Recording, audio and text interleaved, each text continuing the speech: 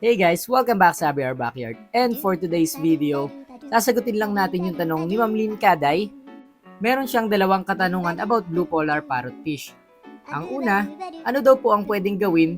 Inaaway ng male yung female parrotfish niya. Disclaimer lang po, ang mga pictures na ipapakita ko ay hiniram ko lang kay Google at hindi natin pag-aari. In my own experience, ang ginagawa ko lang naman sa mga parrotfish na nag-aaway ay nilalagay ko sila sa mas malaking lalagyan. O kaya naman yung setup ko nilalagyan ko ng maraming decorations or hides. Pwede kang gumamit ng ganyang clay pots katulad ng nasa picture. Dahil dyan na rin sila nag-iitlog at nagme-mate.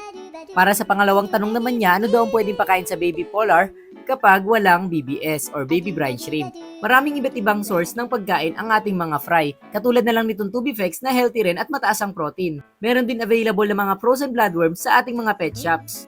At mga dap niya naman na matatagpuan sa mga fish keeper din or sa mga kanal.